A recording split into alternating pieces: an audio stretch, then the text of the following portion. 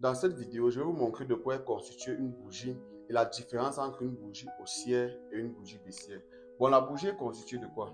La bougie est constituée de la mèche, cette partie qui est plus fine là, cette partie-là, et le corps. Le corps, c'est cette partie qui est un peu plus épaisse. Si vous regardez bien là, vous allez voir quoi? Le corps est constitué du prix d'ouverture. Donc, le corps d'une bougie commence au prix d'ouverture et le prix de clôture. Donc, pour avoir le corps d'une bougie, on regarde le prix d'ouverture et le prix de clôture. Ici, là, par exemple, on voit que le marché a ouvert ici, là. Ça a fermé ici, là. Donc, ça a donc créé ce corps. Vous avez peut-être me demandé, et la mèche-ci sort d'où? La mèche-ci représente le mouvement que le marché a eu à faire durant l'unité de temps.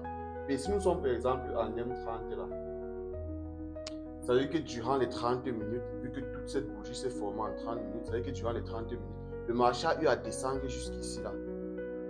Et le marché aussi a eu à monter jusqu'ici là. Mais le marché a commencé à se former à ce niveau. Et le marché a clôturé ici. C'est pour ça que c'est ça qui constitue le corps de la bougie. Si le marché avait clôturé ici là, on allait avoir le corps de la bougie plus en bas. Donc le corps de la bougie, c'est l'intervalle qui est entre l'ouverture et la clôture. Donc vous voyez ici là. Et là, c'est une bougie haussière. Pourquoi? Parce que vous voyez, la clôture est supérieure à l'ouverture. Donc le prix du marché durant l'unité de temps a évolué à la hausse par rapport au début de la formation de la bougie. Maintenant, ici, on a une bougie baissière. Là, on va dire que c'est une bougie baissière. Pourquoi? C'est l'inverse de la bougie haussière. La bougie baissière, ça veut dire que le marché a commencé à se former là.